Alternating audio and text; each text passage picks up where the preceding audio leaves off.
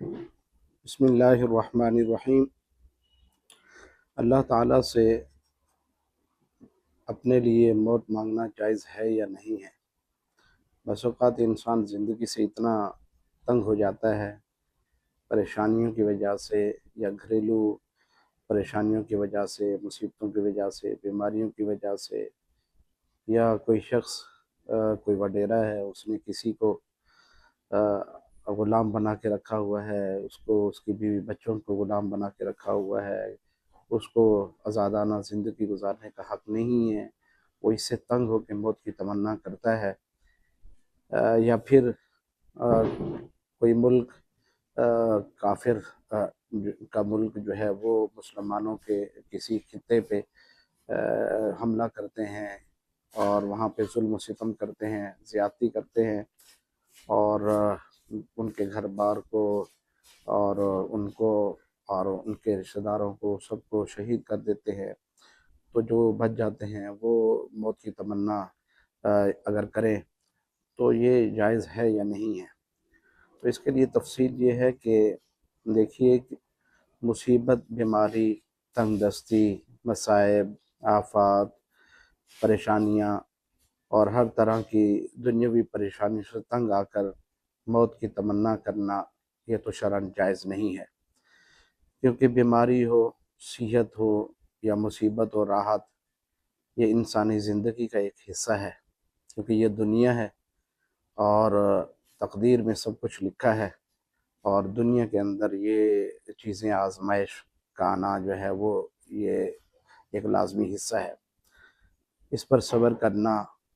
صبر کی قسموں میں داخل ہے، جس کے بدلہ اسے اللہ تعالیٰ کی خوشنودی، اس کی نیکیوں میں اضافہ اور آخرت میں درجات کی بلندی ملا کرتی ہے۔ یہی وجہ ہے کہ رسول اللہ صلی اللہ علیہ وسلم نے ارشاد فرمایا،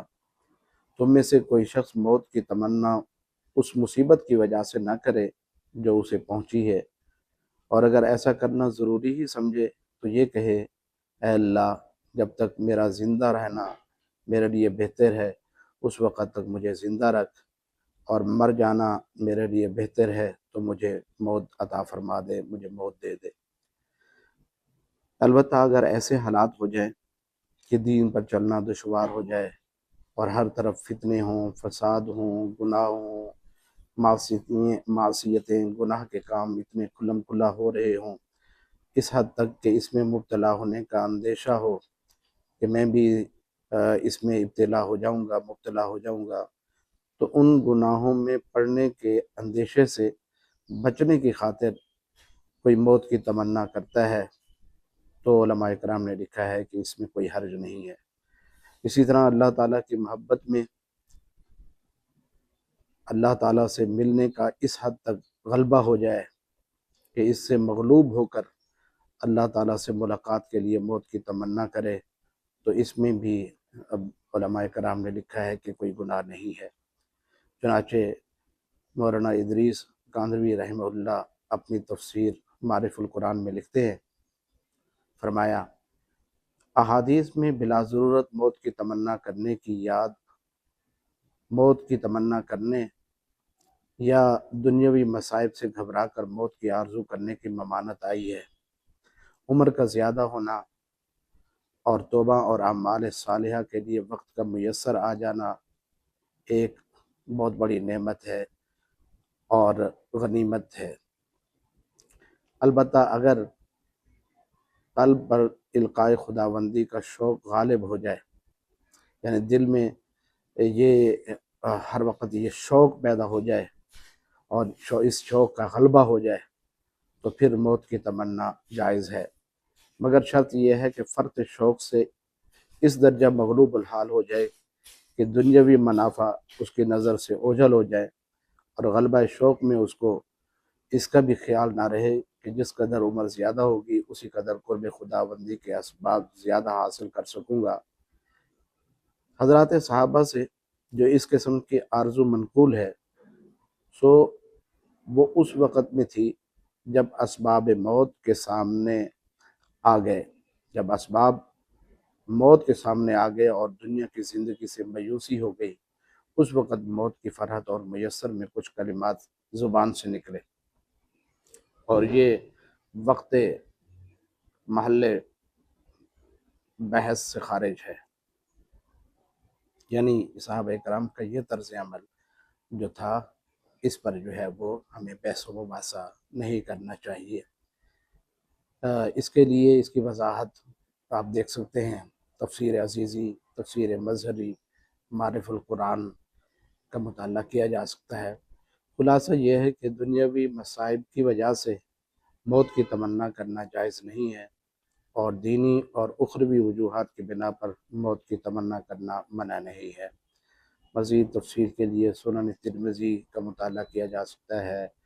صحیح مسلم کا مطالعہ کیا جا سکتا ہے، رد المختار کا مطالعہ کیا جا سکتا ہے۔ تو بہرحال یہ تو اللہ تعالیٰ کو ہی پتہ ہے کہ انسان کے لیے کیا بہتر ہے اور انسان کے لیے کیا بہتر نہیں ہے، تو اس لیے معاملہ اللہ تعالیٰ کی ذات پہ چھوڑ دینا چاہیے۔ چنانچہ ایک روایت میں آیا ہے،